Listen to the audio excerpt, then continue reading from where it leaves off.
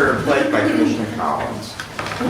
Dear Heavenly Father, we thank you for the beautiful day today. Sun shining, warmed up a little bit, and I hope we look out over the county workers today as they finish picking up snow and stuff, and make us have some good decisions today.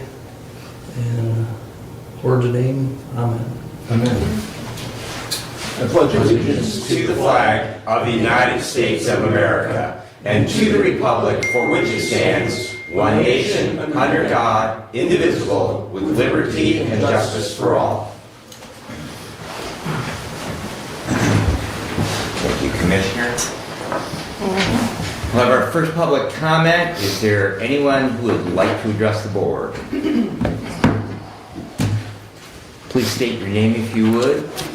My name is Mary Mintz, and I would like to voice my objection to the wording of your resolution for the bond issue for Lifeways. It states that it is a county community mental health facility, and that is not accurate. It is a Jackson Hillsdale Community Mental Health Authority facility, which is not the same thing. And you also don't indicate what ballot you are putting this on in your resolution. And so I would like for that to be clarified before you pass that.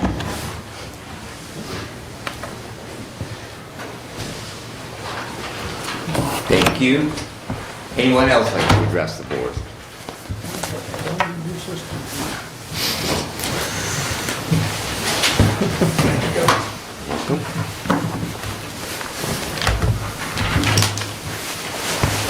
Court order would be right.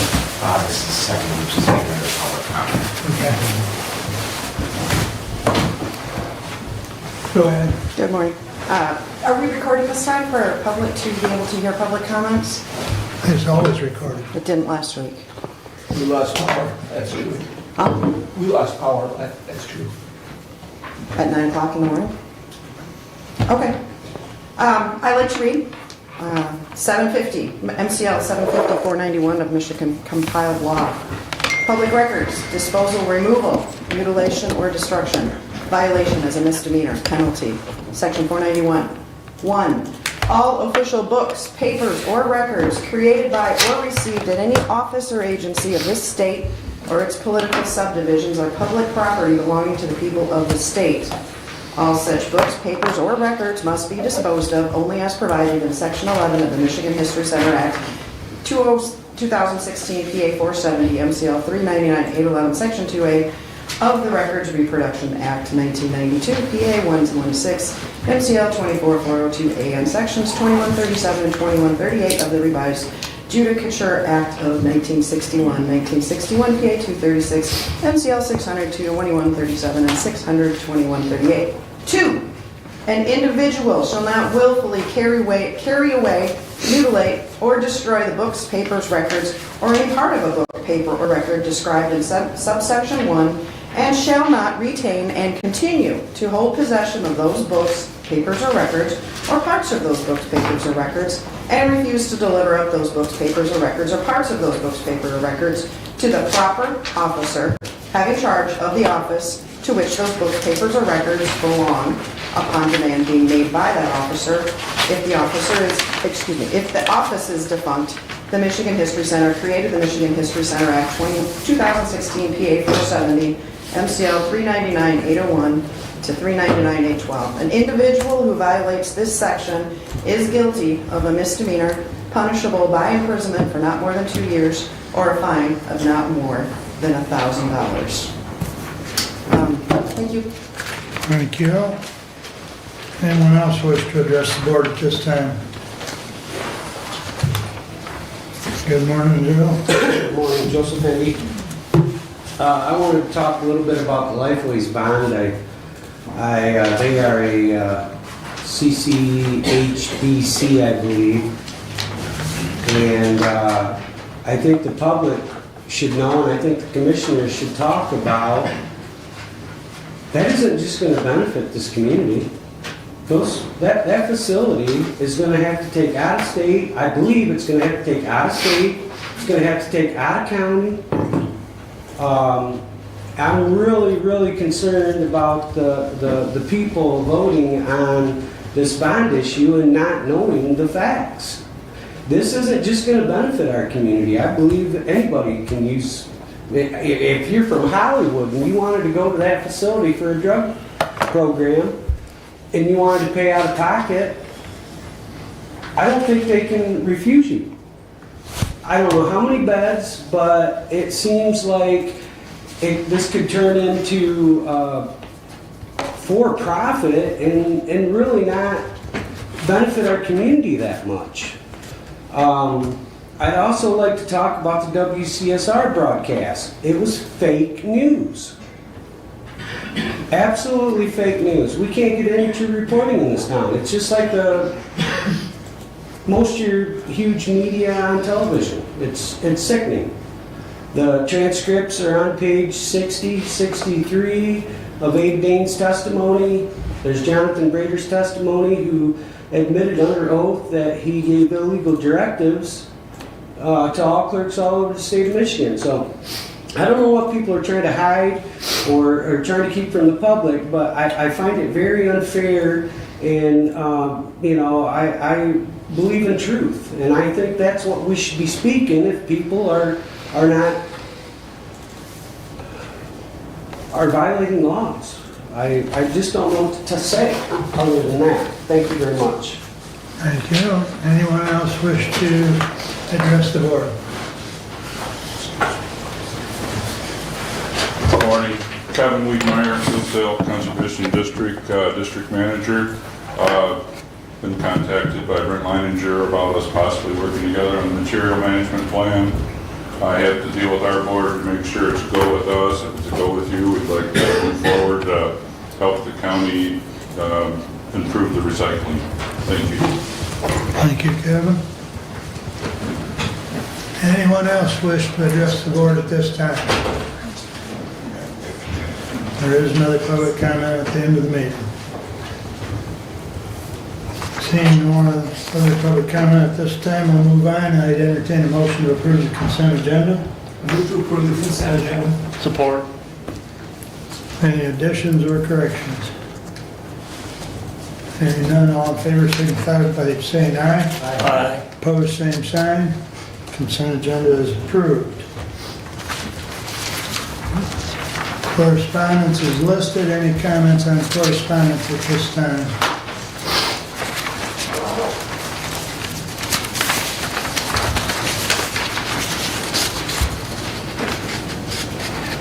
Hearing none, I'd entertain a motion to approve the regular agenda. Motion to approve regular agenda as presented. Support. Any additions or corrections? Hearing none, all those in favor of the regular agenda as presented signify by saying aye. Aye. Opposed, same sign. Regular agenda is approved. And we're up to our first standing order. Representative Works.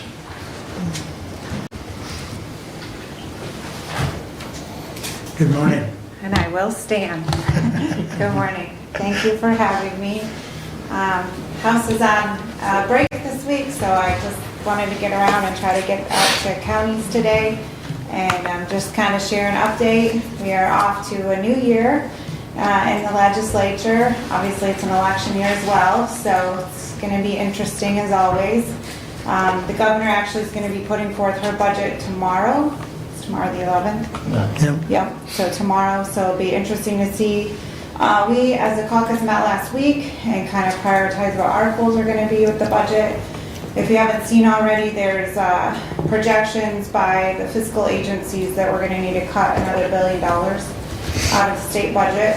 So looking at ways in which we can do that and still provide good services around the state. Probably the things I would just like to highlight and share with you that are of concern and kind of some top priorities for me. If you've heard about the Rural Health Transformation Funds, those were awarded Federally, back to each state, Michigan got 173 billion, or sorry, 173 million. You might say, well, that's really good. It's really not. We ranked in the bottom 10 of the awards. Ohio, by comparison, who's smaller in population, received 203 million. Our plan, I believe, was very poorly written by MDHHS, and if you saw, we did a appropriations hearing with one of the directors there, and they've labeled counties like Oakland and Wayne County as partially rural, so they can apply for those grant fundings that are supposed to come to areas like ours. Meanwhile, Jackson County is not rural, so they don't qualify for partially rural. So it's just insanity, there is a delegation in DC actually today from the legislature that's going to be meeting and hopefully trying to get some traction on how we rectify this going forward.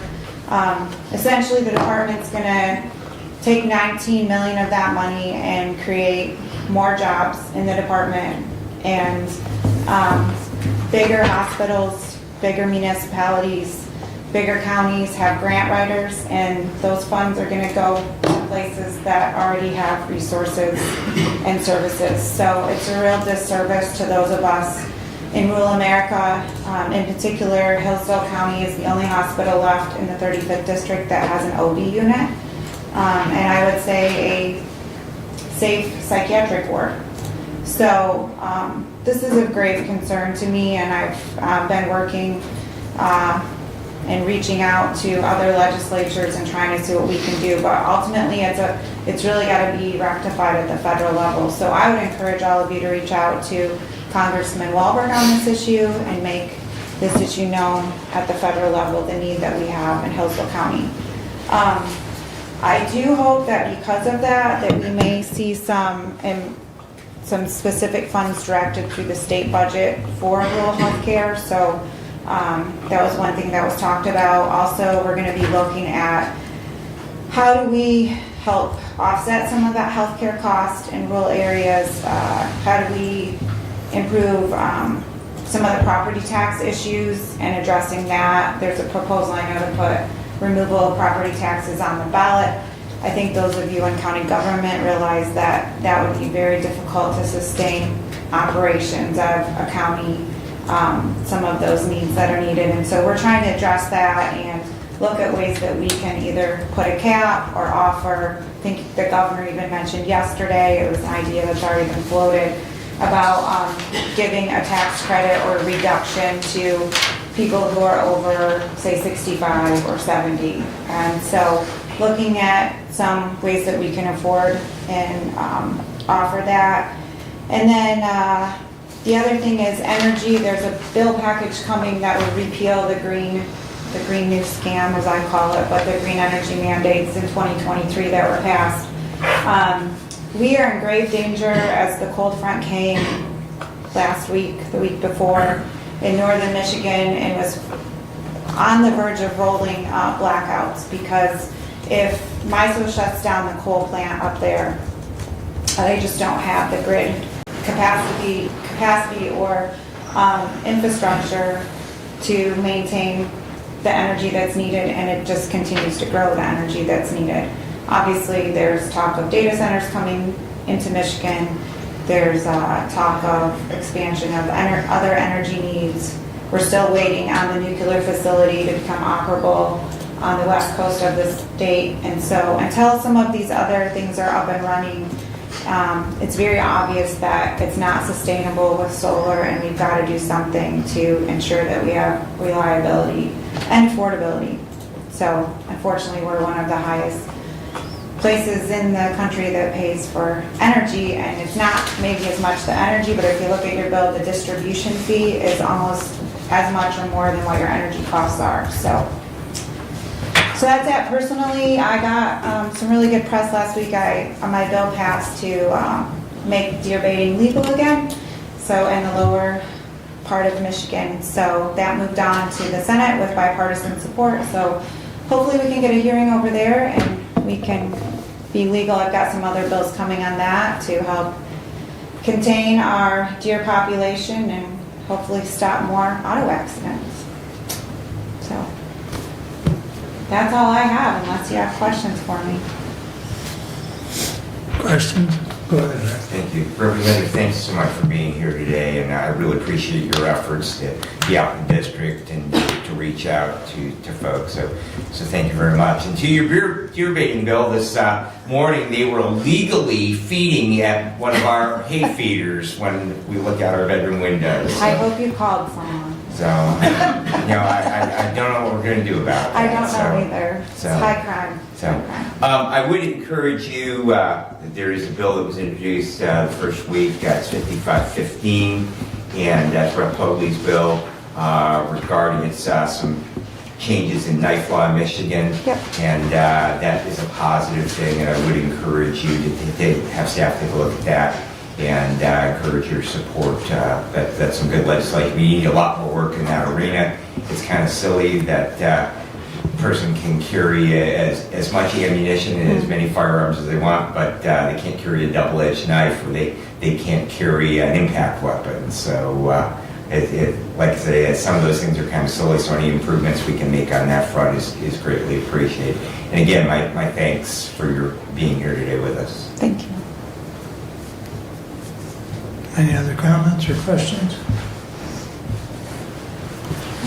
Thank you. I just got a comment, Jennifer. One of the speakers at last week's CMHA conference was from DHS, and they talked a little bit about that rural funding, and they had the map up there showing parts of Oakland and Wayne, as far as being partially rural, and there were not very many happy campers at the conference, and they went on to say, the speaker did, that there was 7 different models of rural that the feds provided, and she didn't admit cherry picking, but somebody else that was at our table basically said they cherry picked. So they took what they could make the best model out of the 7.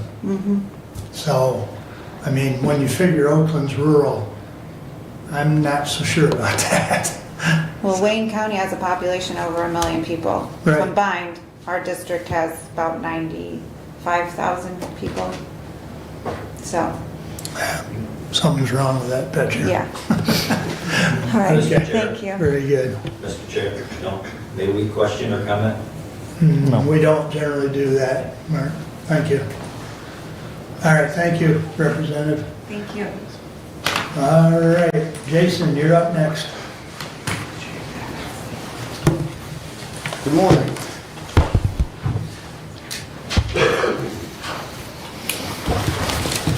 So I've been with the county for 1 year now. Over that year, I've learned a lot of things. Been working on trying to build successful working relationships between emergency management and the sheriff's office so that we can share resources. That's going actually really, really well.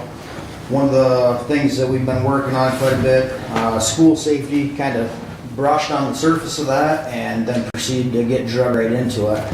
But there's a lot of people in the school systems that were apparently looking for some guidance, and they didn't even realize it at the time. But with the help of a bunch of paperwork from the state, we have been able to get them to be a little more compliant with how they report and how they operate their drills through the state, and they're a little bit more aware of what the state expectations are. Some of them have done a really, really good job. Some of them had strayed a little bit. And the biggest reason we found for that was just lack of education. As quite a few of you know, some of the smaller schools have a large turnover rate.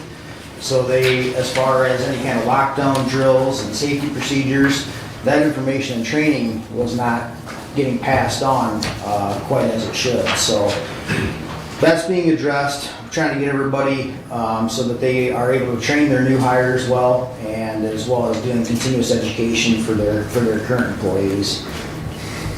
I was able to assist in helping to identify security weaknesses and finding possible solutions for those weaknesses in the school districts, And once again, after you start supplying information, you can either be confronted with, you can be confronted with defensive techniques, or you can be asked to offer more. And luckily for us, the relationships that we're building, people are reaching out and asking for more. So we've been invited to make recommendations and do reviews on some of the school district's EOPs, which is great. They really are looking for any kind of recommendations to make their buildings safer, make the campuses safer, to protect our students. And we're able to do a couple things, like just as simple as providing a new template so that there's a plug and play template for information to build EOPs for the school districts, which is their emergency operating plan. A lot of them were out of date. Some of the schools had plans on file that they don't even know who wrote them. So hopefully with that template, that will make it easier for them and we can get everybody up to date. Did attend a few conferences over the last year that were very, very helpful. I attended the Active Assailant Conference, which I had attended prior to coming here, but the one that I had not attended would be the Homeland Security Conference. Attended that. That was very directly applicable to this position, as well as a lot of really good networking, meeting some great people, gaining a lot of support to help improve what we do here within our county. So that was a great conference to go to. Obviously continue to go to Region 1 Homeland Security Planning Board meetings, County Med Control meetings, go to Fire Association meetings. Now have been tasked with running the County Security Committee meetings, which I think I've got 3 of those under my belt now that I've been able to attend. And seemed the last one, I think there seemed to be some really good roundtable discussion on a few different items. So it's kind of nice to actually have people come to those meetings and comment and participate in them versus just coming to be in the crowd. Some more of the relationship building side of it. Been communicating back and forth with the Civil Air Patrol. They are trying to get an exercise set up in Hillsdale County, and we are working back and forth with trying to make that happen for them. So that seems to be a really good organization, and I am kind of ashamed to admit that before coming to the county, I did not know that organization existed. But in full transparency, that's the truth. They are a really good group of people. They have a lot of resources that could help our county out in our case of need. And they were looking for some input as far as organizing their event and the deals that they have. So that's been a really good conversation back and forth with them. Went through last year, which we're getting ready to start this here pretty soon. March is coming right up on us. We'll be getting back into our storm siren tests. So we'll do those on a monthly basis. Along with that, we have our volunteer group that we do meetings and trainings with on a monthly basis, usually on the same night as the storm siren test. That group has shrunk substantially over the years, mainly due to the aging members. So while it is a smaller group, they are pretty dedicated. We have a core that shows up every month, and they're excited to train, excited to learn. And so we keep them up to speed the best that we can and have them ready in the case of an EOC activation. They are not of the, maybe not in the capacity of going out and working out in the field, but they can definitely participate within the EOC to help out there and be an extra sets of hands and eyes and ears.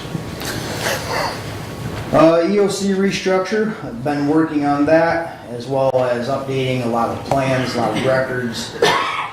Going through a lot of the old records that are out there, there is a ton of history that is buried in file cabinets. Trying to sort through that stuff, sift through it, see what's usable, what's not, and weeding out some of the old stuff, making sure that we're maintaining what we're going to be using and what is up to date. Learned a lot about the grants that we have coming into the county. Unfortunately, as time goes by, those seem to be shrinking, but as of right now, they are still present, so we are still pursuing them.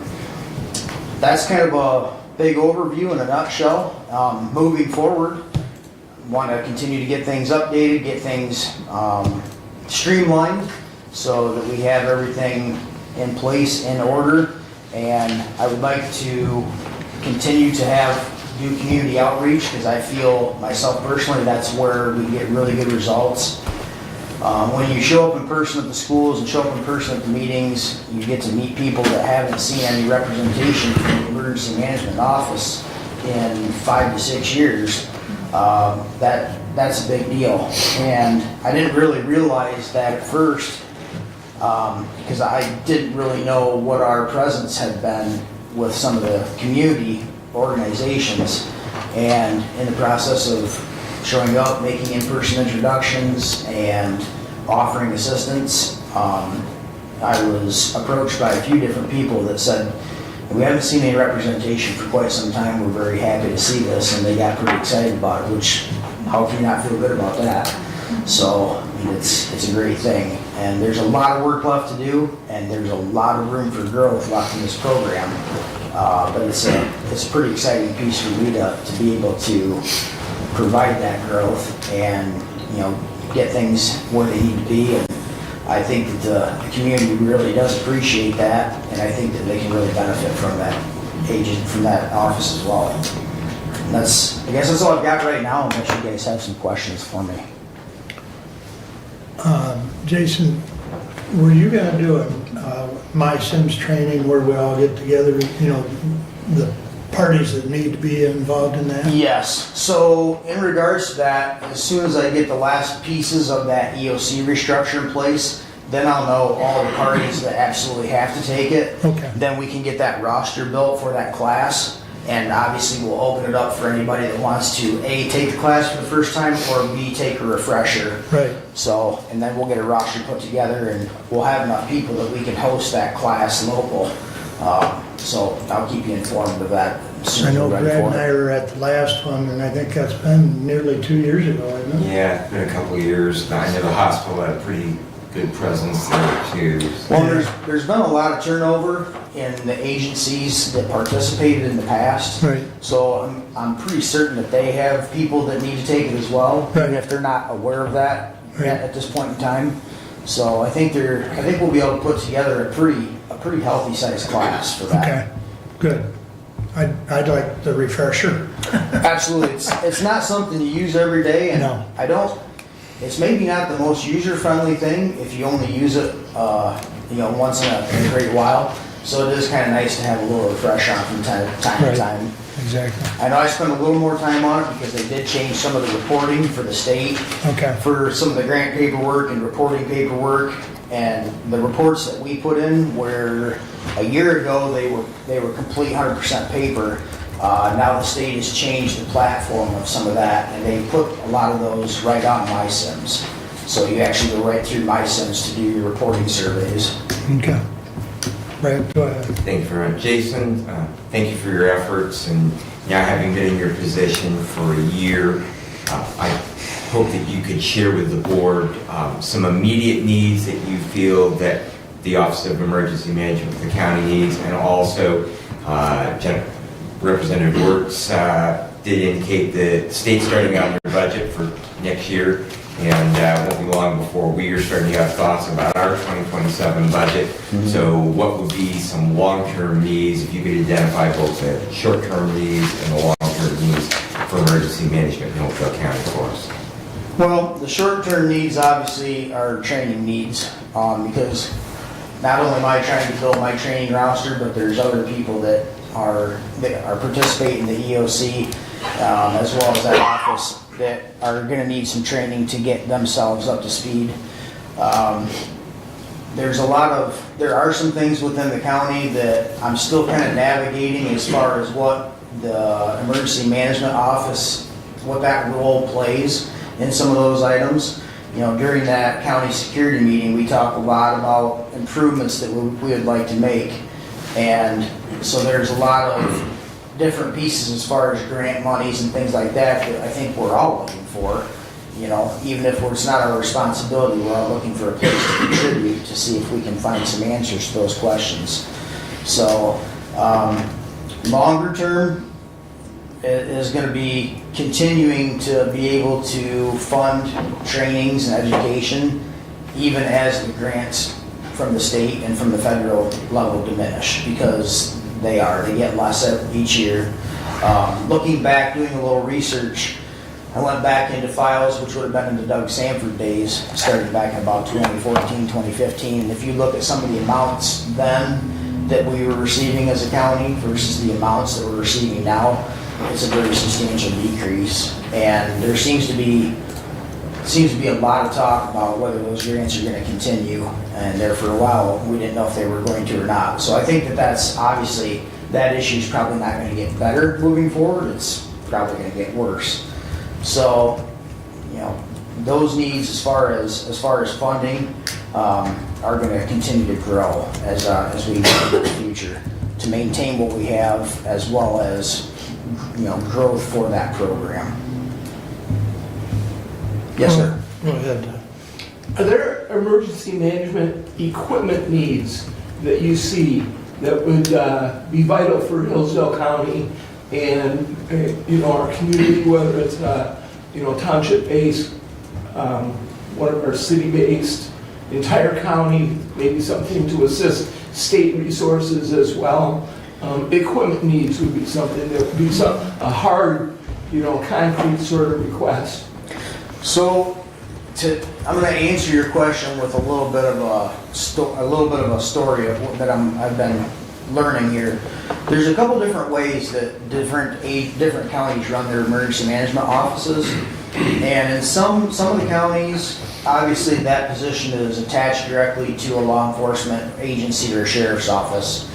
So at that point, you are trying to get that emergency management piece. You're trying to gain equipment, such as drone equipment for search and rescue.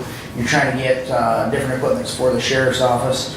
Some of the offices actually own equipment of their own, and they use that equipment. Other offices for emergency management are nothing more than distributors. So if you can find a way to fund equipment and bring it into the county, then it's distributed amongst the sheriff's office, fire departments, EMS agencies, whomever might need that piece of equipment. They don't own any of it, they just merely try to obtain it. So, that being said, in the past, emergency management has owned a few pieces of equipment, but a lot of that was more directly related with what we would now call the modern-day CERT team or CERT efforts. And right now, we're not really operating that way because we don't have an active CERT team, so to speak. So as we move forward, it is nice to be able to obtain equipment for the different agencies that operate within our county, and we are trying to do that. I actually have a grant out right now that I'm trying to start gaining some equipment for a couple of fire departments, and I'm working with the sheriff's department. I would like to be able to offer them a few things. I don't have a lot to offer right at this time because there's only so much money that comes in the door, and nothing's getting cheaper. But so that is I don't have a direct answer for your question, but I hopefully that helps. So as we move forward, there are always equipment needs. Always equipment needs. A lot of those monies too can be spent in trainings. So I've got a couple trainings that are free because I'm always looking for that stuff to bring into the county. One is not technically on the books yet. We're working out the details, but that looks like that's going to be a storm spotter program put on by the National Weather Service, and that should be somewhere in the end of March. So as soon as we get those details nailed down, I'll be passing that information out so that we can fill that class. I've talked to MSP on a couple trainings that they have that would be beneficial to first responders. So I'm trying to get those on the books so that we can get those into the county.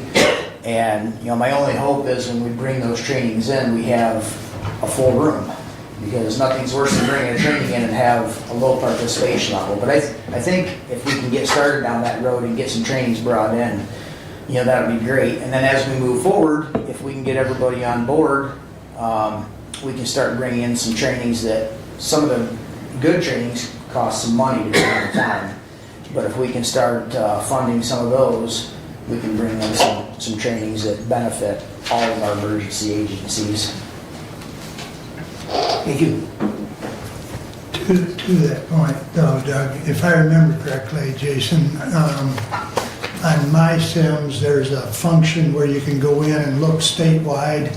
So if you need a piece of equipment, then there's a way to put in a request. And so, say for instance, Ionia County's got a particular piece that's going to help us in the midst of a crisis. You can put in a request, and then potentially they would come down and assist. Yeah, there is a lot of assistance available, you know, in the event of an event, you know, within a few emails and a few phone conversations, you know, we can have a lot of resources at our fingertips. That's part of the great thing about that Homeland Security Network. It does it very expansive. Okay, any other questions or comments for Jason? Just a comment hearing from some school administrators, Jason, thank you for working with them to make sure that they're up to date on their EOPs and working to make sure that their buildings are identified properly so that emergency response knows the correct location to go. Certainly, thank you. It's good to be able to make a difference in your community. Okay, thank you very much. Thanks. You guys have a great day. You too, Jason. All right, moving right along with our agenda. Mr. Lassway, you're up.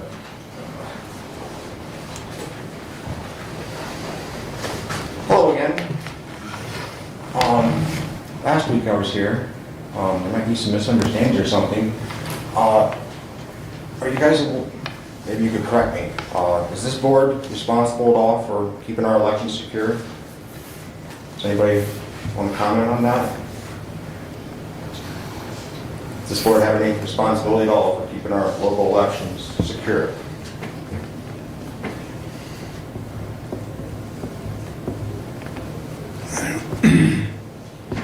Mr. Chair? The only comment I would say is this board provides funding in our annual appropriation for the administration of elections conducted in the county on an annual basis.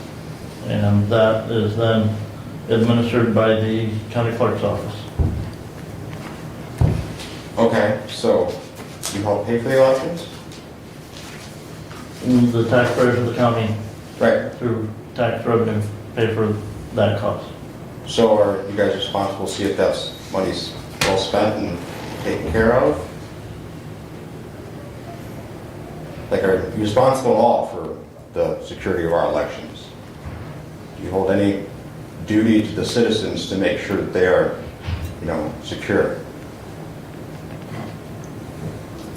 Within the definition of county commissioners, that is not part of our duties. Our primary duties are budget, public safety, and policy. Okay, so you're saying that you don't have any responsibility at all to keep our elections secure? No. That's your words, Lance, not ours. What words would you like to use? Are you responsible at all for our elections? I think Mr. Leininger just... Other than appropriating taxpayer money to them? He just made the comment. That's your answer. So that's a no. That's what you're saying, not us. No, I'm trying to figure out what you're saying, because you're saying that you pay for them. I'm asking... What more do you pick want? what word that you We want. allocate the So, funding. okay, That is all one right. of the roles of the Board of Commissioners, is to allocate funding. Okay. So, whose responsibility is it? So in Michigan, a rule such as administrative agency regulation cannot supersede state law or statute. So our county chair just put out a statement I think it was last week before, after I was here last, put out a statement that has there's a promulgated rule that he mentioned for 2025 regarding, it says that the state is telling the counties, the county clerk apparently, that they're to delete election data before the 22-day or 22-month deadline that the state has. Are you aware of this? Are you aware of this clerk's statement last week before? I'm not sure where you're going with this, Lance. That's not where I'm going, I'm asking a question. Are you aware of Asking the me a statement? question in regards to what? You're asking Whose about... responsibility is it to make sure that our laws here in the county, from the state is trying to bypass our local election security by putting in a promulgated rule from 2025 to delete election material, data, whatever you want to call it, before the 22-month deadline that's in statute. First of all, we're not the judicial body, and everything you're talking about is part of a Commissioner, if I judicial may. case. Go ahead. You're talking about an administrative rule, and behind you sits Representative Wirtz, who sits on the Joint Committee on Administrative Rules in the Michigan Legislature. They are the body that oversees and reviews those administrative rules that are promulgated and propagated by state agencies. That is not done by any county. That's done by the Michigan Legislature, a joint committee on administrative rules called JCAR, and I do believe there are 6 Republicans and 6 Democrats that serve on that committee. They're from the House. 5 and 5. Okay. So 10 total members from the House, members from the Senate. Last year, the House had the chair of that committee. I believe this year the Senate will have the chair of that committee. That's the committee that oversees the administrative rules that are propagated by state agencies. That is not done by county. So the county has no responsibility to uphold the laws. I'm not at the state right now, I'm at my local county commissioner meeting. I can go do that later. There's multiple branches of government and like different levels, right? Remember? Yeah. Okay, so I'm at my local one right now, and I'm asking my local government, do you have any responsibility to uphold statute and law and any of that?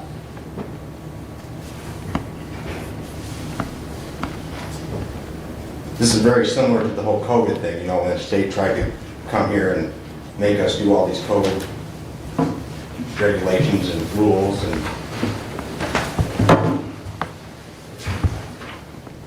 I think last time you were here, Lance, Doug commented that this is an ongoing case, because you're... county clerk spoke on it. You guys aren't allowed to speak on it? Well, this is not the judicial branch of government. We're more the legislative part of the government at the county level, as you indicate. So we don't really want to comment on a case. I mean, I think Doug was pretty clear last I'm time. not asking you to comment on a case. I'm asking you to comment on this propagated rule that our county clerk put out in the statement for 2025. And whether a rule supersedes a law. State says it doesn't. So does the county have any authority at all to ignore that rule?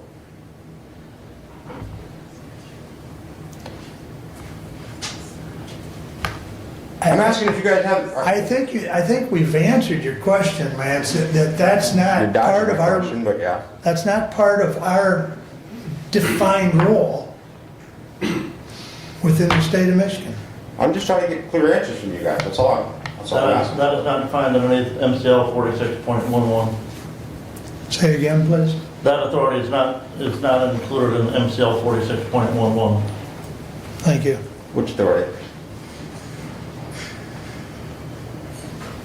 The powers and duties of the county commissioner, MCL 46.11. Okay, I'll check that later and I'll move on. So, next question, promulgated rule that was made in 2025 that is directing county clerks and other clerks to duly election material before the 2022, for the 22-month deadline. That took effect in 2025. Are you guys aware that your county clerk has been deleting records way before 2025? And that he was in a court case and admitted to that on the stand? I know I was here for that last week, but just curious. And you guys have nothing to say or do about that? No duties at all? No responsibility? I think you need to look at MCL 46.1. I will. That's, 46.11. thank you. Okay. Well, thanks for your time. I appreciate it. Thank you. All right, moving along on our agenda, Brad, you're up, sir. All righty. Get to my correct tab.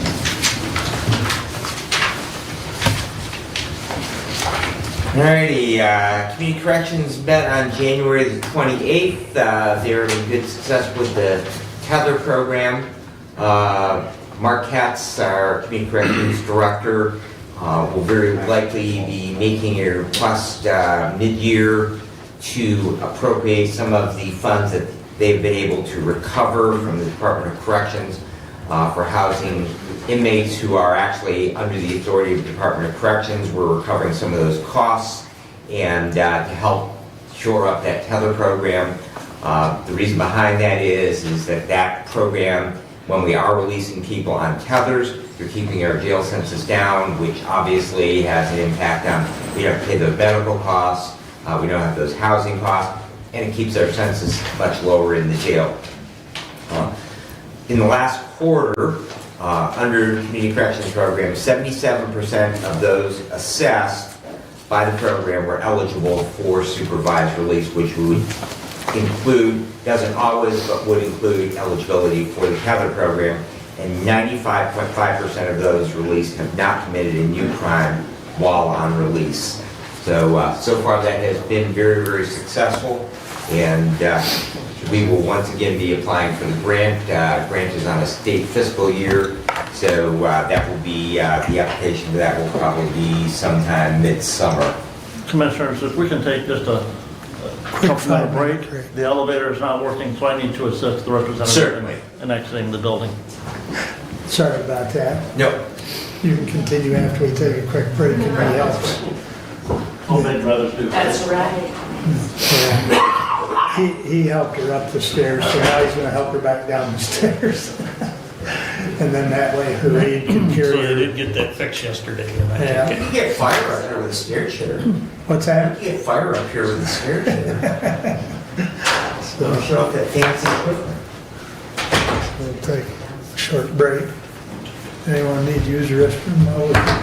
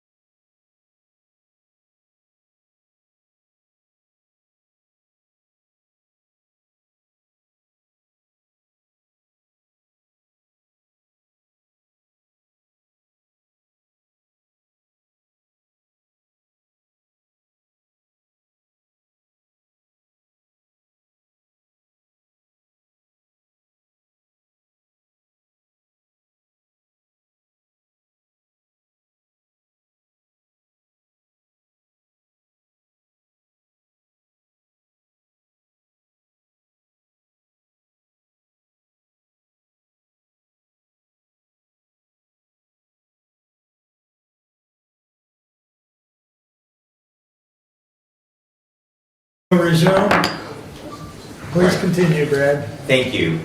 Commissioner, I do forward on to you a letter from Dr. Mano, our county medical examiner, regarding the increase in autopsy fees. All three counties were caught somewhat by surprise by the pathologists that provide that service, that they are going to be, after budgets had already been set, that they were going to increase the charge. We did come to an agreement. They were going to make a rather radical increase, and so they are going to index that in over this year and next year.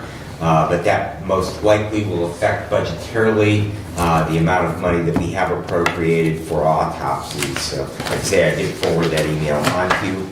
Department head meeting was held on the 30th, and I will defer to Commissioner Wiley to report on that. We did have good participation in that.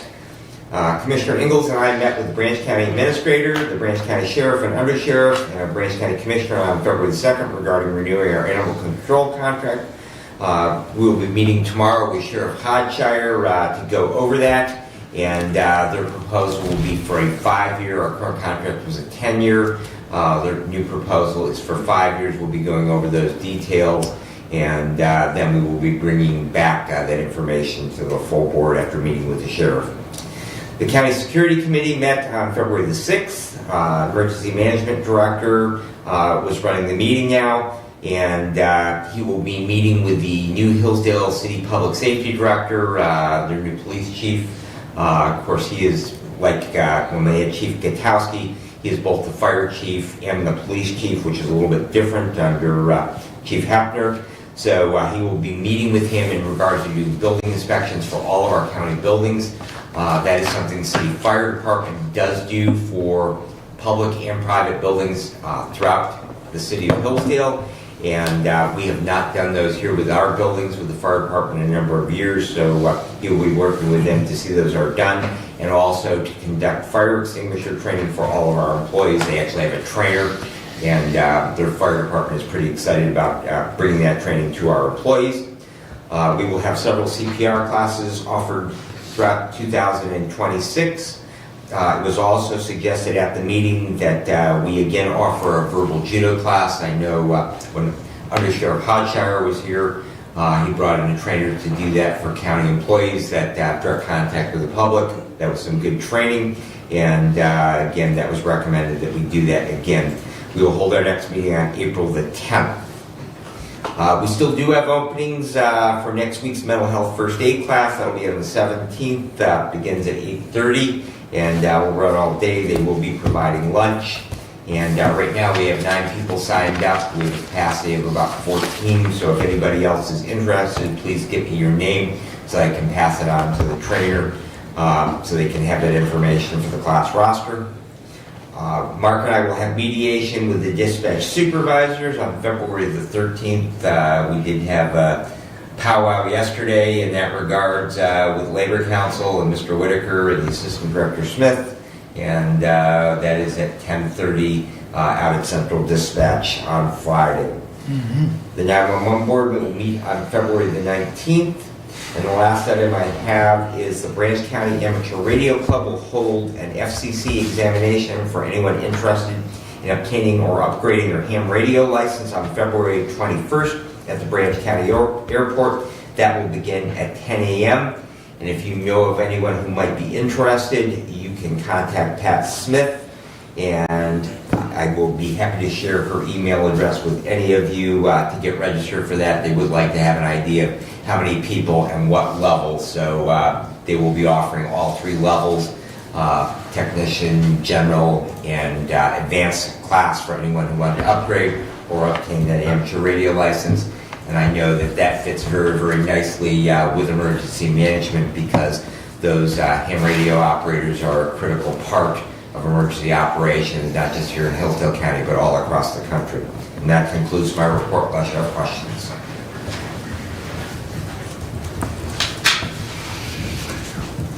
Any questions for Brad? Hearing none. Brent, you're up. Resolution 26-027. To the Honorable Board of Commissioners, we authorize chairperson of the Board of Commissioners to sign the attached letter of support for Lake Pleasant Recycling and Demolition LLC's application to the Michigan Department of Environment, Great Lakes and Energy for solid waste processing and transfer station. Respectfully submitted, and I move for adoption. Support. Go ahead, Commissioner. Doug supported, so, As a reminder, Commissioner Ingles had brought this to our attention, I believe back in November, December of last year, because we're still operating underneath the solid waste plan that the county adopted back in 2002, but we no longer have a committee for that in order for Lake Pleasant Recycling to get approved for this license that they've applied to Eagle. We need to send them this letter providing our support. This was discussed at the Material Management Planning Committee meeting on the 27th, 29th, well, last Thursday of the month. Yeah, 29th. And the committee recommended the board approve this letter. Mr. Chair. Go ahead. I would just also add that they require the approval of the Jefferson Township Board, where Lake Pleasant Recycling is located, and they did approve that. I believe that was done in January. I thought it was Maybe done even last December. Yeah, Yeah, last maybe year. even done in December. Yeah, So that's all, they- sorry, But they've already done it, yeah. they also had their letter of approval for this company's plan. Yeah. Any further discussion? Roll call vote, please. Commissioner Wiley, Yes. Commissioner Benzing, Yes. Commissioner Leininger, Yes. Commissioner Ingles, Yes. Commissioner Collins. yes. Passes 5-0. Very good. Please continue. Next is resolution 26-028. And because of part of a comment I heard in public comment, I will read this resolution. Resolution approving submission of bond proposition relating to community mental health facility. Whereas the Board of Commissioners of the County of Hillsdale deems it necessary and expedient for the county to make capital improvements to county community mental health facilities to provide for community mental health services, and whereas pursuant to Act Number 34, Public Acts of Michigan 2001 as amended, the county is authorized to borrow money and issue its municipal securities for the purpose of defraying the cost of such capital improvement, subject to publication of notice of intent to issue municipal securities and expiration of a 45-day referendum period during which county electors may file a petition requesting a referendum on the question of the issuance of the municipal securities. And whereas on May 20th, 2025, the county published in at least 1/4 page in size in the Hillsdale Daily News a notice of intent to issue bonds in one or more series in the aggregate principal amount of not to exceed $15,500,000 to finance the cost of acquiring, designing, constructing, developing, and improving a new Lifeways community mental health facility, including but not limited to acquisition and construction of the new facility, renovating, expanding, furnishing, and equipping such facilities, and acquiring and improving the site or sites thereof, as well as work, equipment, and appurtenances necessary for or incidental to these improvements. And whereas on July 7th, 2025, the county received a petition of county electors requesting a referendum on the question of the issuance of the municipal securities. And whereas at its regular meeting on July 8, 2025, the Board of Commissioners of the county received public comments relating to the petition and the issuance of the municipal securities. And whereas at its regular meeting on July 8, 2025, the Board of Commissioners of the county deemed the petition to be sufficient and voted in favor of referring the question of the issuance of municipal securities to the electors and an election to be held during 2026. Whereas the county board desires to ratify and confirm its determination of the sufficiency of the petition, and whereas the county board has determined that it is appropriate to submit a referendum on the question of the issuance of municipal securities to the qualified electors, and desires to approve the form of referendum to submit to the qualified electors of the county at the August 4th, 2026 primary election, and therefore be it resolved by the Board of Commissioners of the County of Hillsdale as follows. One, the county is authorized to borrow money and issue its municipal securities pursuant to the provisions of Act 34 in an amount and for the purposes set forth in the referendum herein, subject to approval by a majority of the electors of the county voting at the primary election on August 4, 2026. The county hereby ratifies, confirms, approves its determination of the sufficiency of the petition. The referendum set forth on Exhibit A attached hereto shall be submitted to the electors of the county at the primary election to be held in the county on August 4th, 2026. Any county special election is hereby called for such referendum. The county clerk and county officers and officials are hereby directed to do all things necessary pursuant to the election laws of the state of Michigan to provide for the submission of the referendum to the qualified electors of the county and inclusion on the ballot on August 4, 2026. All resolutions and parts of resolutions insofar as the same may be in conflict herewith are hereby rescinded. And I move for adoption. Support. Discussion. And again, I'm sorry I had to step out there at the beginning of the meeting to assist the representative in getting upstairs, and I just got part of a public comment that said that there's a question as to what date this referendum would be on, and to me it's quite clear from the resolution that it stated August 4th multiple times that this will be on the August primary ballot. I will say though that I cannot support the resolution, as I was not in favor of the amended resolution in July of 2025 to put the issue to the electors, because I feel that for the statute there was a petition submitted. It did not meet the required number of signatures that would require a vote on this issue, and this is something that should have been handled by this body without having to take it to the electors. Further discussion? Go ahead, Brad. Thank you, Mr. Chair. I will be voting in favor of this resolution. I do believe that this is a question for the voters, that they should decide whether we should borrow this money or not.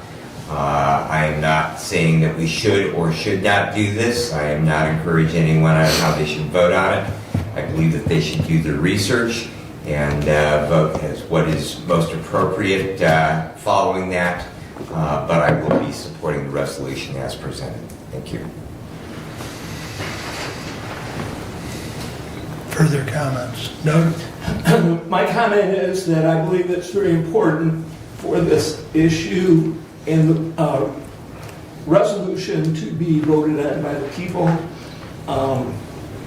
It's a $15.5 million bond request, and that this body of five, while it could approve that or not approve that request, I feel that the magnitude of the request justifies and in my mind, requires the vote of the people. Further discussion? I don't see the requires. I mean, it does not require it. They had their chance to get their signatures. And the thing I don't like is that what would be going on the ballot, it's down near the end where it says that the county will not, the taxpayers will not be responsible for any of the money, because it does say 0 per 1,000s, but it's down near the end where people probably will not read that far down, because most people normally just read the top line when you go in to vote. So I'm going to be voting against this. We can redo the wording, can't we? No. I believe this was prepared by bond, or by our bond counsel, so this is the legal requirement for the language. And Commissioner, if I may, understand Commissioner Collins' comments there, and again, it is spelled out in there in that language that will go on the ballot. There will be no millage levied for this bond issuance, should we approve it. 0.000 mils, no additional millage. And Commissioner Benzing and the resolution, and Commissioner Ingles mentioned, 15.5 million, and it's up to 15.5 million. It does not mean that we would still issue a bond for that amount, but that it would be the maximum that we could issue under, even underneath the current language.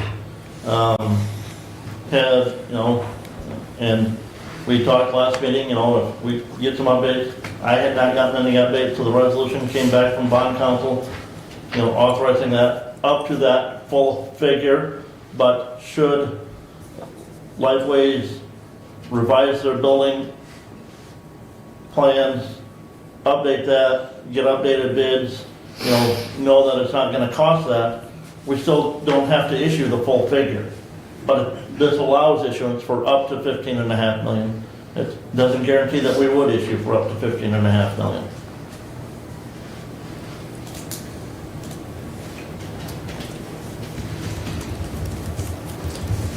Further discussion?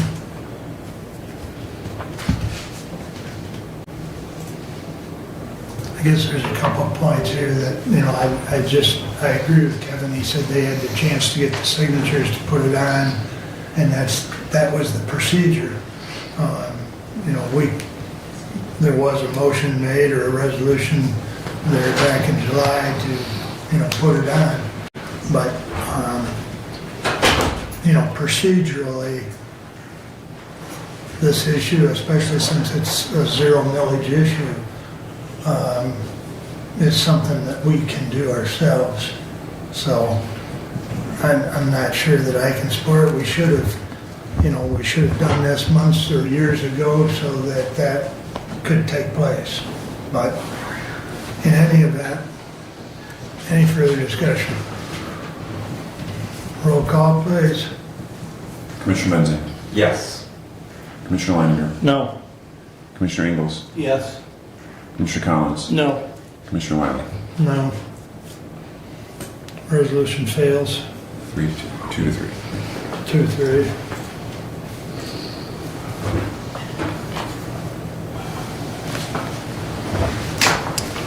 If I may, Commissioner, pursuant to Robert's Rules of Order, I intend to bring action at our next meeting to rescind Resolution 25-095. Please make sure that is documented in the minutes. Mr. Clerk, as that is to rescind is required for notice be given at a meeting prior.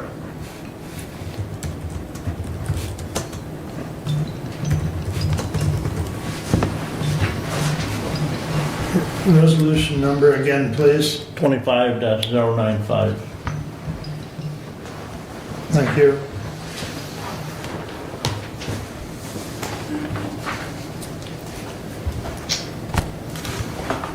Okay. Do you have anything else? I for do your have, report? there's no action items. I want to thank Kevin Wiedmeyer and the Hillsdale County for coming from the Hillsdale County Soil Conservation District. After, on the 29th, I had probably a 2-hour conversation with Michelle from Eagle. Found out that we have to have a designated planning agency for our material management plan. Currently, that designated planning agency is the county administrator, as outlined in our bylaws, which falls to Commissioner Wiley.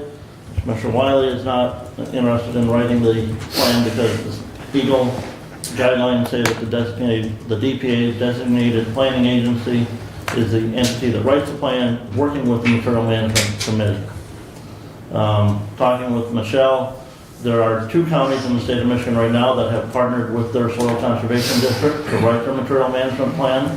Ionia County and Aranac County are those 2 counties that have made that partnership. I reached out to Kevin to see if the Hillsdale County Soil Conservation District would be interested in doing that. Kevin indicated that the second numerous requests or inquiries that they get from people moving to the county is, what do they do with their waste? What do they do with their garbage disposal? Our Hillsdale County Soil Conservation District has done numerous things over the years on the aspect of recycling. They get grants from Eagle for the electronic recycling program that they do. They get grants for the tire recycling program. A great entity that's already working in that recycling aspect that we need to include in the plan. Hillsdale County has been approved by Eagle for our grant for the material management program. We currently have only requested $5,000 of that grant, but there's a total of $83,000 that is approved, just over $83,000 that's approved for the county for the first 3 years of that material management program. And so I asked Kevin, and he's going to talk to his board and see if they would be interested in submitting a proposal for them to work with the county on writing that material management plan. If we get that, we as the Board of Commissioners would have to approve them as the designating planning agency and continue to work with the Material Management Committee in writing that plan and instituting that plan. The other thing I talked to Kevin about is because that Material Management Plan doesn't go away after it's written, we need to continue to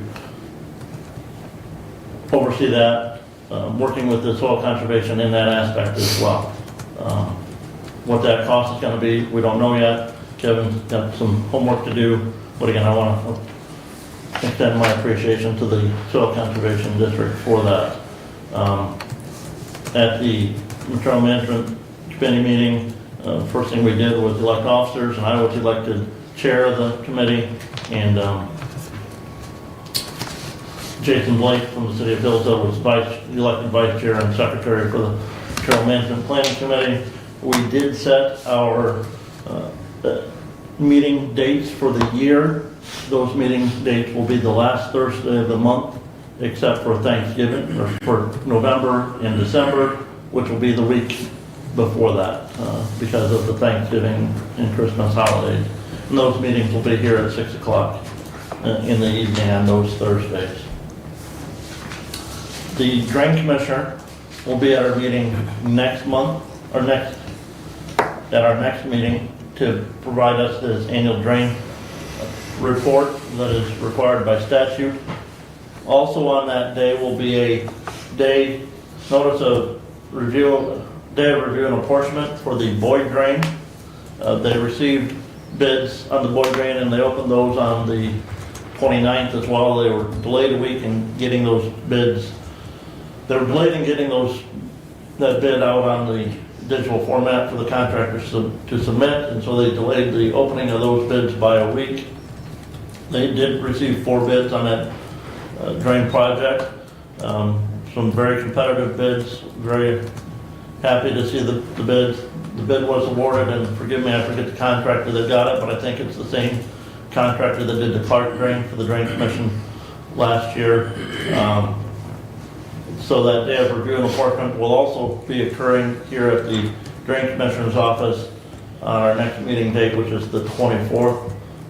There is a notice of that on the county website, and part of that notice, they've also prepared a YouTube video, and there's a link that's included on that public notice on the county website, and that link to that YouTube video is also included on the letter that's going to all of the property owners and that void drain, where they can review that and they can, be a little educated and maybe not have to come to the day of review an apportionment.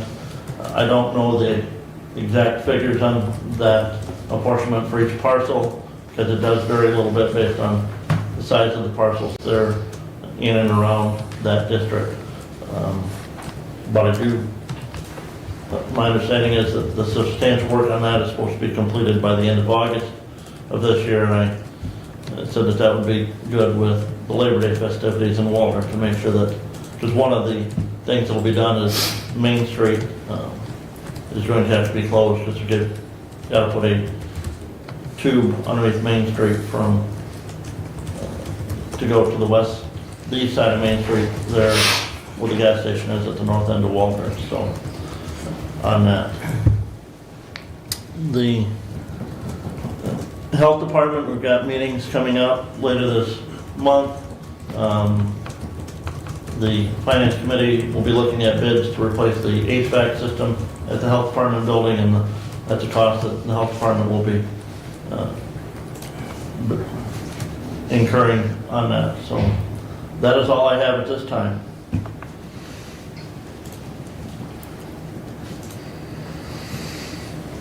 Go ahead, Doug. Question on materials management, the grants, the total number was 83,000. It is spread over 3 years. So, Commissioner, we are allotted the first 3 years, $82,873 per year. Right, so the concern though is that while it's easy to spend the money up front, when that money goes away, we don't want to tie ourselves to expenses, and so just be aware of that as you proceed. Talking with Michelle, the $60,000, the base county allocation grant, will continue after the 3 years. It's the $82,000, that extra $22,873, which is 50 cents per capita, is there for the first 3 years while you're writing and developing that plan. And then that $60,000 is an ongoing allocation for that administration of that material management and updates of that material management plan as you go forward from there. Very interesting talking to Michelle. Found out that she originates from Wright Township. Her family had property in Wright Township here in Hillsdale County. So, Any other questions for him? I would just point out what we heard from our emergency management director about ongoing funding from the state.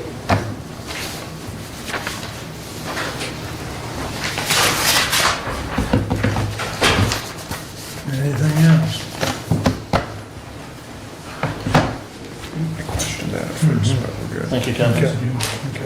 He's going to participate in the WebEx on material management to try and learn some more information out. Okay. I did several of those, yes. Do you need anything from the board as far as Kevin and soil conservation? I don't believe so right now. Okay. And again, just talking with them, trying to figure this out. I know he's reached out to, and I should know, Melissa Eldridge, who's the director at the Ione County Conservation District. And for some reason, that name is familiar, but I haven't been able to connect it to where yet. But I know Kevin's had conversations with her, and just talking with Kevin a little bit. Again, his board would have to approve it as well if we want to enter into that type of partnership. They have a board meeting on January 20th, I think at 8 a.m. February. Yes. February 20th, yeah. Let me get, how can it be February already, but yes. 26 is moving right along. February 20th at the NRCS Soil Conservation Office out there in Jonesville, that anybody can attend as well. So they would have to put together costs to make sure that it would fit into that budget figure that we have from the state. Because, right, we don't have funding at the county general fund level to add additional funding to support that program. And remember that Region 2, when we spoke with them, their dollar figure was the 60. Yes. Okay. Kevin, or no, excuse me, Doug. Yes, sir. Skip Doug. Almost skipped you. Mine's pretty short today, so I'm not sure you'll be able to tell the difference. Okay. So Commissioner Benzine and I did meet with Branch County Administrator there, Sheriff, and team, preliminary discussion last Monday on our animal control contracts. We'll begin having more meetings. I'm sure it has expired December 31. So we're a little early, and that's a good thing. From the city of Hillsdale, council approved hiring a new public safety director, Chris Joswiak, police chief and fire chief, and that is effective February 16 of 2026. At their February 16 council meeting, they will hold a public hearing for a special assessment district for Oak Street, South Street, and in the industrial park, Arch, Proctor, and Industrial Drive. Special assessments are up to $5,000 for residential and up to $10,000 for commercial properties. Security Committee did meet on February 6th. Commissioner Benzine and I both attended. Many topics of security nature were discussed, and there was good input around the room from all departments and electeds that were there. Judges attended as well. For Michigan Works Southeast, their January totals 271 job postings. That's up from 216 job postings in December. The top skill requested is customer service. The top occupation was sales representative of services. The top employers to post were Dollar General, Hillsdale Community Health Center, and Hillsdale College. The median advertised wage was $23, and that is up from $20.22 from July of 2025. It has progressively increased. Currently, the median advertised wage was $23. Michigan Works Southeast hosted job interviews for marshals, 113 interviews, 62 job offers. And currently, there are 148 full-time, part-time jobs available in Hillsdale County. Contact Michigan Works Southeast at 21 Care Drive for details. And that does complete my report. Happy to answer any questions you may have. Doug, you said there were 62 job offers for marshals? For marshals, yes. Is that what they intend to have as a number for staffing? I do not know. Okay. Yes. There you go. Thank you. From the back source. I heard that voice. Thank you. Is there any questions for Doug? One more on marshals. When do they open? Yes, sir. Don't know. In March. Yeah, I had heard. Thank you. I thought city council meeting, they mentioned the date in March, or sometime in March. Yeah, I had heard the middle of March. An actual date. Yeah, I saw the 5th on social media. okay. Gotta All be right. true. Gotta be true. You know, that's big Social news. media. Well, there's signs up, on Right. the store. Right. And you can tell activity. So things are happening. And on the street sign as well. Oh, nice. Okay. Yeah. Okay, anything else for Doug? Kevin, now you're up. I have a question for you before I start. Go. Do you want to handle the VA thing with the probation officer since Renee got a hold of you? I can. Okay. Because she got a hold of you and you contacted everybody. Yeah, I think, yeah, Okay. Yeah, I can do that. Yep, I mean, I got it down, but Yeah. if you want to handle it, because you handled it. To some extent. Well, yeah. Okay. And we did vote on it at the meeting, or they voted on it. I And guess, it was approved to do that based on the lawyers, so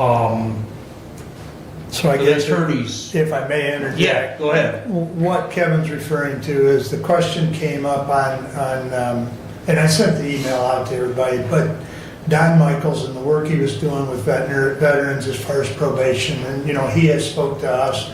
He reports to both Judge Stuyvesant and to Renee, or to the Veterans Board. The success rate that he had was excellent. He received a state award or a state accommodation at one point. The funding for that was discontinued because of, as we heard from Reports. yeah, funding is cut on a lot of different things to improve grants, but our funding for the Veterans, Soldiers and Sailors Relief Fund is approximately $200,000. It's a tenth of a mil, which currently we pull out of the general fund. And they haven't expended that, so their board yesterday looked at whether, they looked at the attorney's opinion, and Tom Thompson issued, and I believe I shared that with all of you, that is, the definition of the Soldiers and Sailors Relief Fund is to help veterans. And so Tom thought that fell within the parameters. So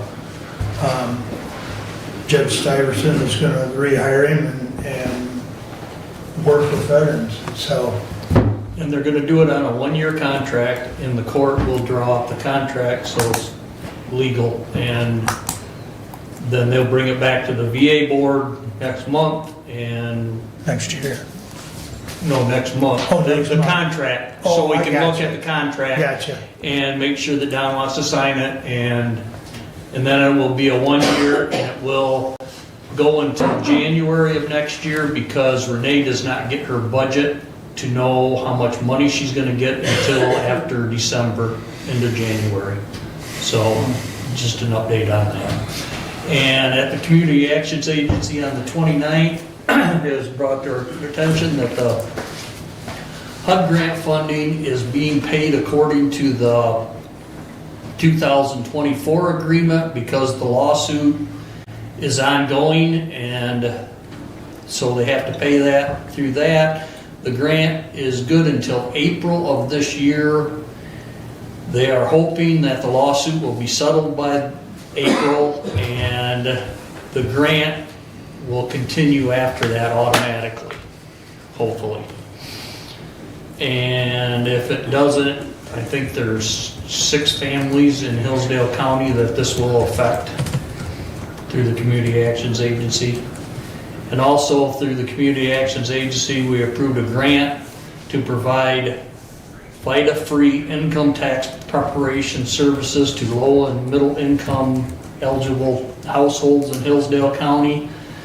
VITA is Volunteer Income Tax Advocates, I believe. The A word, I don't know. Advocates or associates? Assistant, okay, assistant, something. I knew it was one of them. But, and they do that at the Community Actions Agency out here in Menard, and help anybody that's eligible for it. At the Senior Center Board on the 27th, we did approve the contract. It was signed, and I did drop it off to the clerk's office.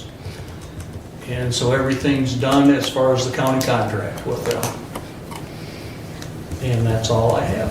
If there's any questions. Questions for Kevin? Hearing none. We will move on. Get back to the right page, and 20.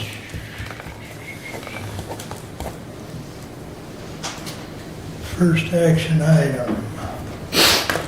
To the Honorable Board of Commissioners, 26-029, whereas during the 26 budget approval funds were allocated to allow the equalization director to add the position of appraiser 3 at grade 7, and whereas the equalization director has requested to promote Anita Myers into the position of appraiser 3, and now therefore be it resolved that Hillsdale County Board of Commissioners approves the position of appraiser 3 and approves the request of equalization to move Anita Myers into this position effective January 1, 2026 at grade 7, step 1. Respectfully submitted, Mark Wiley. Support. Thank you. Discussion? And this is really a housekeeping issue that, since it was done during our budget meeting there in December, and this is a follow-up for payroll. This is a follow-up for auditing purposes, because payroll cannot just move them because the money's budgeted. That's a good point as well. Auditor looks for those trails. Okay. Any further comment? Roll call, please. Commissioner Langer, No. Commissioner Eagles, Yes. Commissioner Collins, Yes. Commissioner Wiley, Yes. Commissioner Benting. No. And if I may, I say I voted no because 3-2 passed. for the same reason I voted no on the budget amendment in December.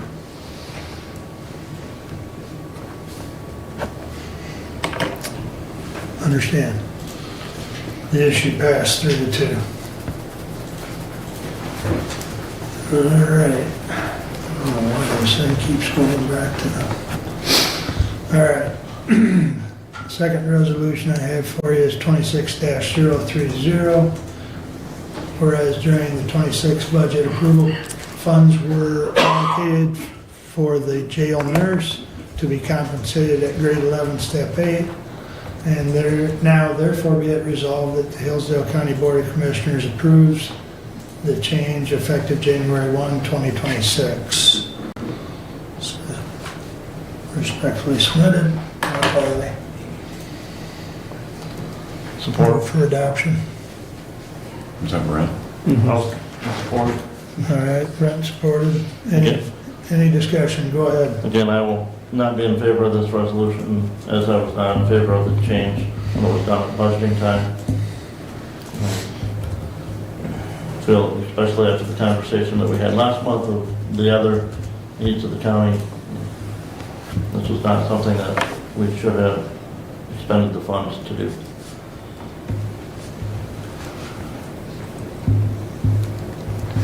And I might say that this is, it was worked through the budget process. Once again, this is a housekeeping issue, not only for payroll, but for audit purposes.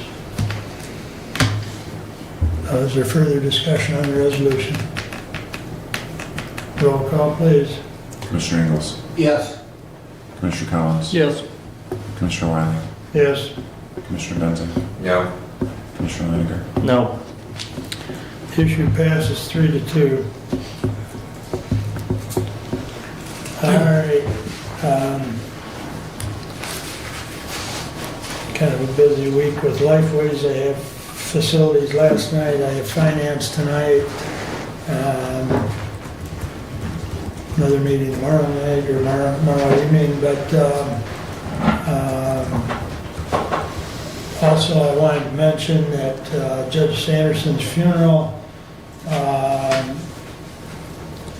is on the 12th at 2 p.m. I know the judges plan on going. The consensus, after talking to a few of the department heads and/or elected, that if anyone wanted to go, they take their PTO time and go to the funeral. But we are not, as a county, we're not going to close the offices. And in talking to the chief judge, she felt the same way, was that, if any of her staff wanted to go, they could go, but the offices are going to remain open. So, What's the date? the 12th 12th at 2 p.m. at Hillsdale First Presbyterian. Thank you. I know many of us knew him, but, you know, it was thought that it was not in our best interest. He retired in 2014, if I remember correctly. So many of the staff are new and did not work or serve under his tutelage. So, but he was 80 years old, and may he rest in peace. So any of you would like to go to the funeral, there's the information. As Brad indicated, we had the department head meeting. Randy talked some about the generator, and as indicated, we did lose power the last time we met, and therefore there was not a recording of the meeting. The generator, in this cold weather, we found out the battery didn't have enough oompa left in it as far as cranking amps. The battery has since been replaced, I believe. There's also been like a warming blanket that will be installed to help keep the battery and possibly the oil a little warmer going forward in cold, inclement weather. That didn't come with a warming pad for the battery? The battery had been replaced once already. So. Yeah. Well, and the battery, there's really nothing wrong with it except that we increased the gold cranking by 100 amps. So. My backup generator has, I mean, it's got a trickle fire on it, but also a warming pad, and it's been that way. I just had to put the second battery in mine after 19 years. It took off Moran fine the first day, the second day he said no. Yeah. Batteries aren't what they used to be. The last one was 13 years. Yeah, but you're... But you probably won't find another one that lasts 13. That's right. If I can get a battery on the tractors to last 5 years, I'm happy. But that's about the turnaround. So anyways, that situation has been addressed, and so should not, God willing, happen again. So, Hopefully. And when some of the devices start beeping, David told me, don't unplug them because notify him. So He was busy. So I'll unplug. So, in our case, it was kind of distracting as far as the meeting, so Dave did the right thing by unplugging it, but Dave would like everyone to just notify him and not unplug him. But in any event, going along, as Brad indicated, we did have fairly good attendance. The sheriff indicated he has a new doctor contracted through the hospital, Dr. Kirsch. Dr. Kimball is, I believe, semi-retired. I haven't heard that he's fully retired, but He's retired from our duty, though. well, he's still medical care. He's still doing work at medical care. So, like I said, he's semi-retired. Dave indicated he was in the Commissioner? process. Yes. One thing that conversation that came up on that, because of that different contract Yep. aspect Yep. with going to the hospital as opposed with Dr. Kimball, are we still required to provide the malpractice insurance for that, for the doctor? Stephanie, did we get clarification on that they were, It was my understanding, you guys said that that person, whoever's taking over, already has the room. Right. And that was my understanding, that they have their own insurance. And so the treasurer was aware of that. Since that falls under public safety, would you please verify that? Yes. Yep. And then let us know. Thank you. I think that information's correct, but if you just double check and verify and let Stephanie. We'll see the sheriff tomorrow, and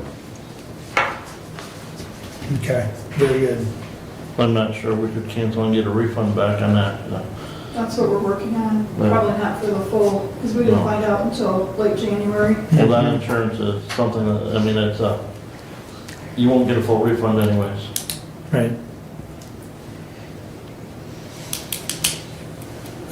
Dave's working on laptop updates in the sheriff's cars, he indicated. Rachel told us that civil cases have rocketed in district court. There's 100 to 200 filings a day. And she indicated it's kind of a seasonal thing, so we're in that season. So,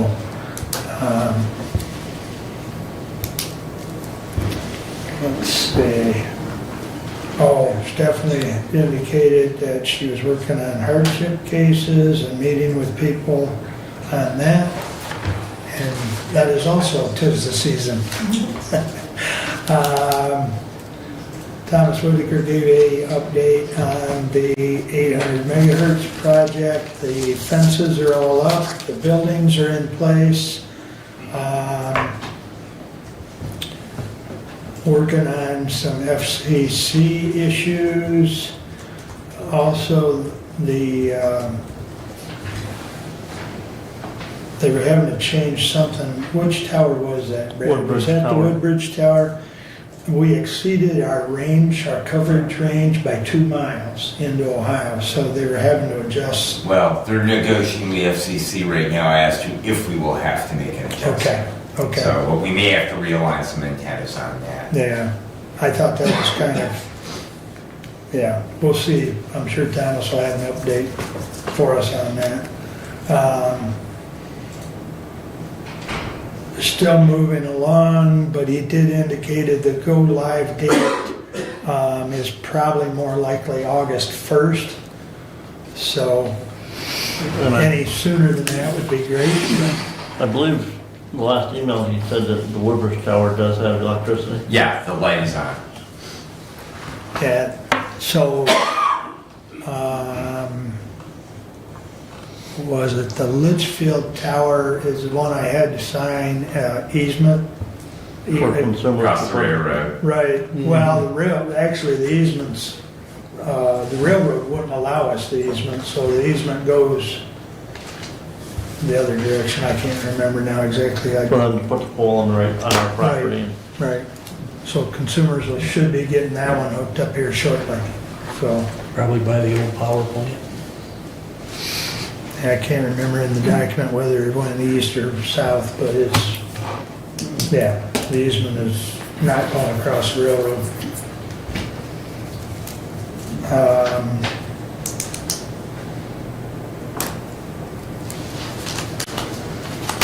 Does the contract for the IT person, So it's working through the 911 board. It will start there and then come to the Board of Commissioners. okay, because I had jotted that down, because I know we've talked about that, but we need to get that in place. Now, that position, I believe, is posted, correct? Do you know, Brad? I'm not aware that they have posted it yet. So Are you I think still they're working waiting to through- get I think they're waiting to get the contract, Okay, which would then define job description, which would, allow them to post it more Yeah, clearly. yeah. Very good, okay. All right, yes, sir. Just a comment for you and Commissioner Benzing as you continue to talk about the medical examiner agreement, and just a reminder for you and Commissioner Van Dorn from Lenawee County, who's their board chair, has indicated to me, because he also serves on the Wellwise board, that they're not pleased at all with these contract rates that Jackson County is dictating as well, so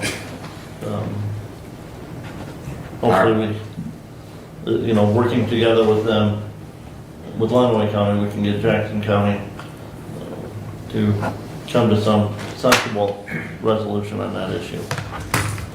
Well, and I think you mentioned that last week, or last meeting, and I emailed John up to Sparrow that you and I met with. right, yes. And I still haven't heard back, so I probably need to email him again. And to that, I think that, what we were running into, because Commissioner Engels and I had just a little sidebar conversation with the branch county administrator, and some of their frustrations with their new contract. So I think what we were bumping up against is there is an extreme shortage of pathologists in the state, probably across the country, and that as we just saw that they basically can charge whatever the market will bear, and that is one component of this whole mix. So, but I do appreciate Commissioner Weiner's feedback. We have been working with the administrator, and I believe that the administrator in one way shares that same frustration that we do. And the unfortunate problem is that Jackson County owns the morgue, and I would add to that, Branch County owns the animal shelter. So if we do not have ownership, we're not driving the bus. We're merely sitting in the back hanging out for dear life. Well, and the difference, of course, when Brad and I talked to John from Sparrow, they do that, and hopefully we'll get that back so we can all review it, that he was going to put up together a proposal, but he made it very clear to us, because we had mentioned that Jackson takes the building cost and spreads it back to Hillsdale and Lenawee. And, he indicated Sparrow doesn't do that. Now, I'm sure there's other components within his proposal that kind of build in those costs, but, that's one of the things that... Well, we haven't seen a proposal yet, so... Right. So we don't know what they built into those costs. That's exactly correct, but he did indicate that there's not a line item for, the cost of the building, but as Brad said, very poetically, we haven't seen it yet. So yes, we'll continue to work on that, but I think short of us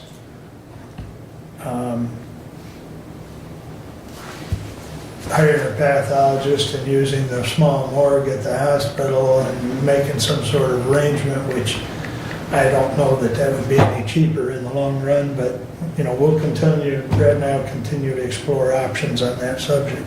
So, any other questions or comments? We have, next item is a closed session. Would the board like to do that now or hear public comment and then go into the closed session? What's the pleasure of the board?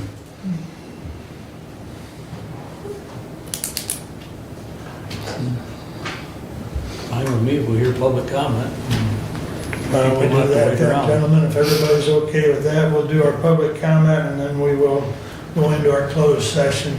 Is there anyone that wishes to address the board at this time? Absolutely. Bob? Sir, give me about a minute. I'm getting there. Well, probably somebody else could comment while you're getting there. No. I'm sorry. No, do not. Thank you. Good to see you up and around, Bob. Oh, yeah, I got tennis to play today. Pickleball is the new thing. What is that? I say pickleball is the new thing, not tennis. Yeah, I am not. Go ahead, But Bob. thank you for the, anyway, one is, I've got to see every one of you guys at different townships. The subject matter as well as getting what the public is needed to say. If you introduce something, don't just make this resolution da-da-da that we're gonna be doing and then say, this is where, and we've all voted on. Explain exactly where that's gonna go to. I mean, give it as brief as possible, but at least the residents can understand where it's gonna lead to in their back pocket normally. That's what I'm asking for. A little bit of difference is that somebody had to ask me a question I don't know crap about, but it has led to the belief that we're not getting enough information. The other was that I did hear a comment. I hope, Mark, you could let me know whether or not the jail, as I say, the sheriff, did he or did he not receive another, I think it was around $200 and some thousand from this solar issues that's been, promoting. I'm very much against any of this as well, the solar. And, I've already got hit a couple of times by the company. and it's continuous. It's quite an abuse to take on a corporation. And so other than that, I do want to add, if you guys can, maybe in the near future, make a resolution that we have a retiree thing that's happening, and we hope you guys will involve yourselves. Of course, I don't think all of you are that close to that retirement. But at the Myers store, we're having those electric bikes that, or carts, if you will. We're having, going to have retired races in there. Just kidding with you guys. Just kidding. Just thought I'd have some fun. And the winner gets, we won't tell you about that. But I do want to say thank you, Mark. I mean, I want a little bit more information from you, and sometimes I damn you, and sometimes I don't. So there's always that little bit, and thank you very much for your time. But please look at what we're having to struggle with. You know, when you say that it's going to be like Pleasant, well, where are we going to be with that dollar when it comes to that time? You know, this 50-cent thing doesn't really react very well with me because, again, we don't have all those that would be involved. And so we're going to be looking down the road, another cost. But there are some pieces through the county where we could at least evaluate the dollar, since you've already acknowledged the state is going to make this big cut, and then where are we going to be at with the cut? Now, you guys already gave the 2.7 to the county employee issues. We already got another 2.7 towards the GDP or raise. So that was significant. Is our budget always going to be continuous if we don't have this dollars? How are we going to struggle with the folks that don't have? And you're asking us to all kind of shut down. Why, just please be more careful with the dollar. Thank you. Have a good day. Thank you, Bob. Anyone else wish to make a comment to the board?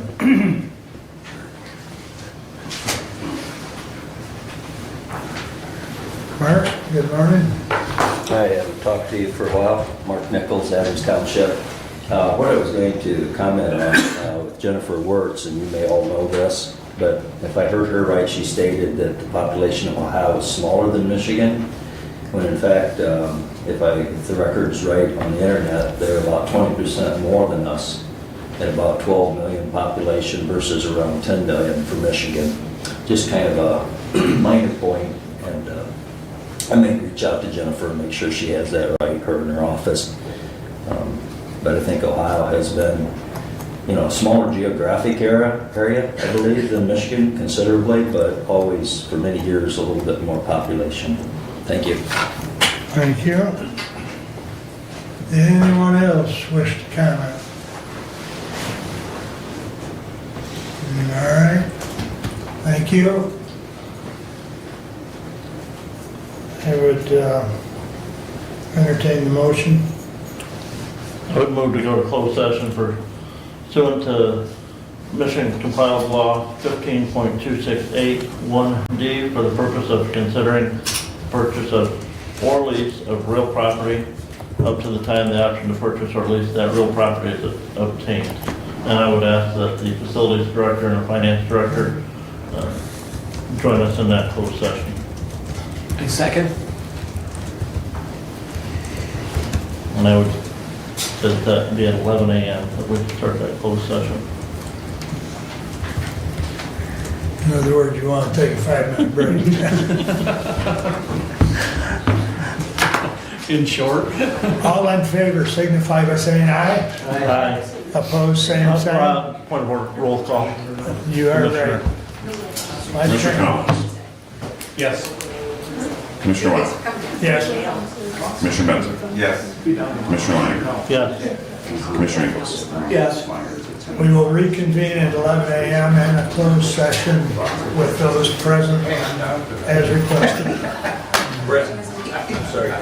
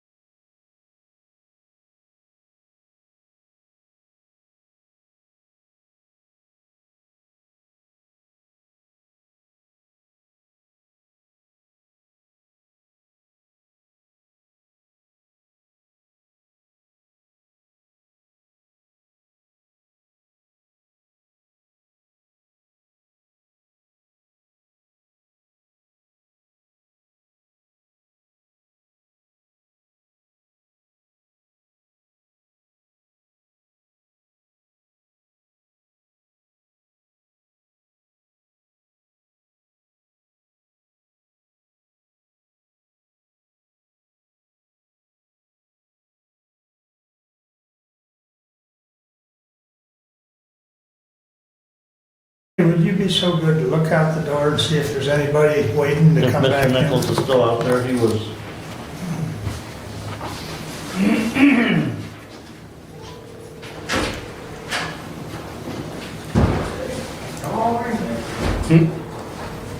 We are back on. What? We are on. Oh, are we on? Okay, All right. all right. Need a motion. We'll go to Back out of in. closed, return to open session. Support? Support.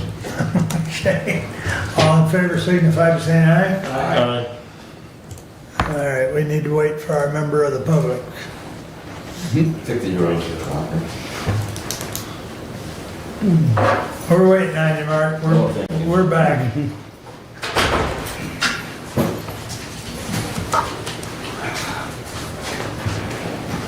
You centered, Mr. White. We're good. I would move to approve the minutes of the closed session as read by the clerk in closed session. Support. All in favor signify by saying aye. Aye. Opposed, same sign. Doug?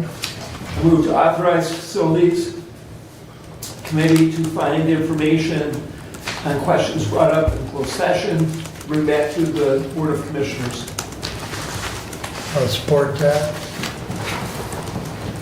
Further discussion on the motion?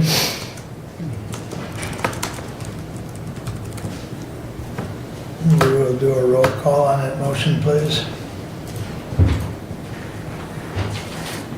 Commissioner Wiley, Yes. Commissioner Benting, No. Commissioner Leininger, Yes. Commissioner Ingles, Yes. Commissioner Collins. Yes. Passes 4-1. With that said, we will have another closed session at the end of our next meeting on the 24th for the updates on that information. All right. I believe we've already done public comment, so we are at additional business. Doug? Brad? None. Brent? A couple of things. First and foremost, anticipate the drain commissioner coming either at the first March meeting or the second March meeting to bring forward to us a proposal to issue bonds to cover the cost of the work to be done on the Boyd drain. They're anticipating a 10-year bonding period for that, to cover that cost for those taxpayers that don't want to pay that full assessment in one payment. So we'll work on that, and so I anticipate that will be one of the meetings in March when we'll have that coming forward. In regards to the discussion that we had last meeting,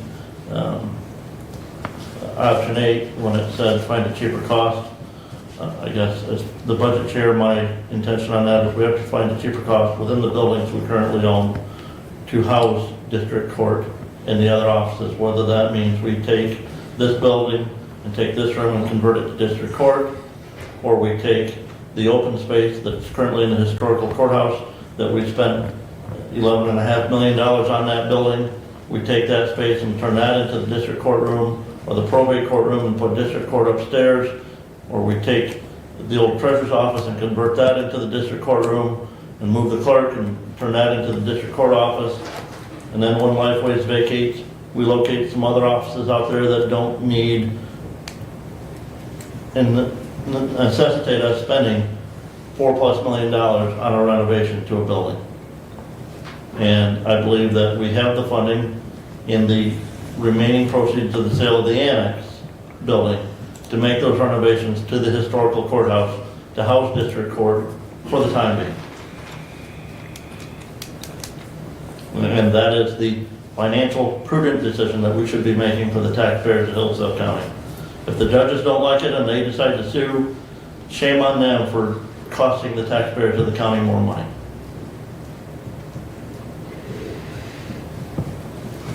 Kevin, additional business? None.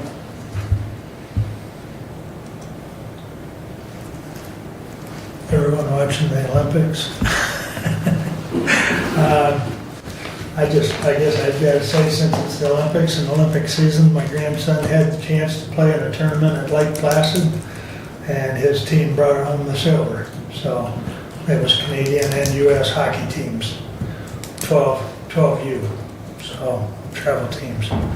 So I'll brag a little bit about that. So anyways, that's all we have. We're adjourned. Thank you.